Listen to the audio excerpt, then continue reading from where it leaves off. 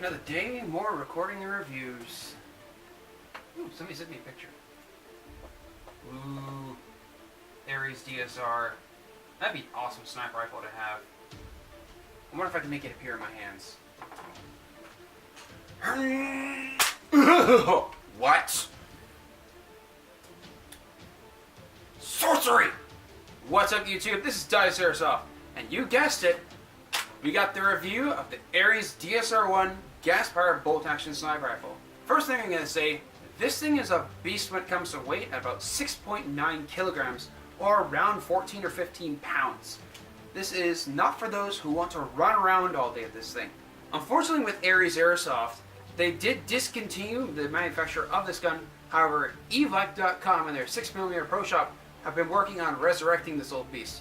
I myself didn't get mine from them, but if you go on evike.com and visit their 6mm Pro Shop, you can still find this beast. Starting off, first of all, this is a gas-powered bolt-action sniper rifle, so the bolt is actually very easy to operate. Holding this thing for the stock is difficult. Starting with the rear and working our way to the front, we have probably one of the most modular and adjustable stocks out of every sniper rifle that I've ever really seen. The lever down here is adjustable for length of pull, in I believe 6 or 7 different positions. It also has a very adjustable monopod, which can also extend even further down, and can also retract and lock back into place. Flipping this small lever on the back of the stock will allow you to raise or lower the stock pad. The cheek riser is also highly adjustable. By pressing in this button right here, will fully extend it. Pressing it in and pressing it down again locks in several different positions. Right now it is fully collapsed. The lower receiver is made out of nylon reinforced polymer. The upper is made out of 6031 T3 CNC machined aluminum. So this thing is a beast, both in its weight and its durability. Another nice thing too, ARES managed to get the licensing from AMT Technical Service. So on both sides of the rifle, we have the AMT trademarks. You'll also notice that there are 2 magazines of this rifle. It does not feed from the front magazine. This is simply storage for an extra one. This is actually a Bullpup sniper rifle, which means that the firing mechanism as well as the magazine loading is all done from the rear of the rifle. Each of these magazines holds 25 rounds of ammunition and are charged with green gas from the top.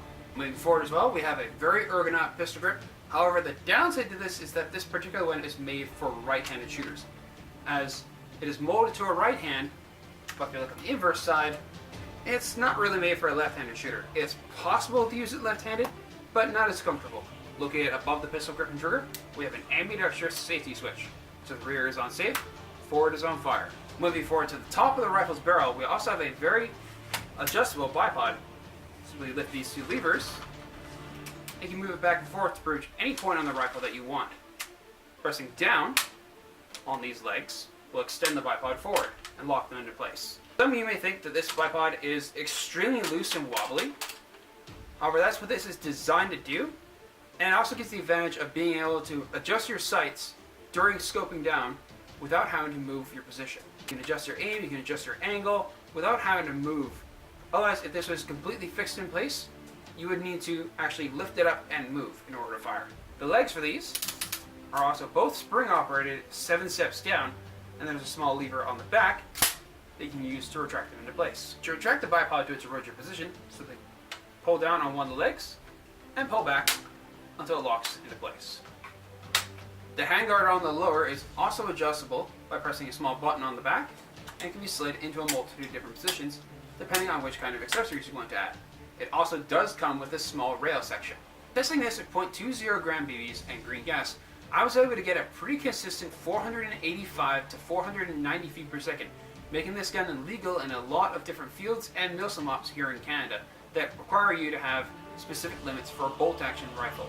Testing this out with Elite Force 0.28 gram BBs, I was able to get a palm-sized grouping on a tree about 120-130 feet away from me, which is pretty good on 0.28s. If you use heavier weight BBs, like 0.4s or 0.42s, you'll have insane accuracy with this rifle. This has a 550mm Type 4 copper inner barrel. You'll also notice that one of my mags has a little thing on the bottom. The previous owner of this gun, who I got from, who is an awesome dude, I unfortunately cannot name him because he is currently serving as a member of the ISAF. This front magazine that I have has been tapped for HPA, or high pressure air, which means that if you're a tech or know how to do HPA mods, you can actually run HPA in this gun. The magazines also have another little interesting mechanism. If, say for example with me, I've got one green gas mag and one HPA mag, of course I can't just simply change magazines because I only have one. These actually have a very interesting little mechanism to them. On the bottom there's a small tab. I can press this tab and I can remove just the magazine compartment that holds the BBs, which means that if I'm in the middle of the field and need to reload, I can simply pull my extra magazine out of the front, drop this out, and change it with the one that's in the back. That also means that if you have one of these expensive magazines and it decides to break on you, whether it's the gas mechanism or the actual feed name mechanism, you can remove that section and buy it separately instead of having to buy a whole new magazine. The original ARES DSR also came with its original scope mount and the scope, however mine did not come with that. You can look it up on ARES Airsoft. I'll have a link to the ARES website in the description so you can see what that scope actually looked like. It's quite the beast. I hope you guys like my review on the ARES DSR-1. If you do, don't forget to like, comment, and subscribe to my channel. As always, this is DSR-1, and I will see you guys next time.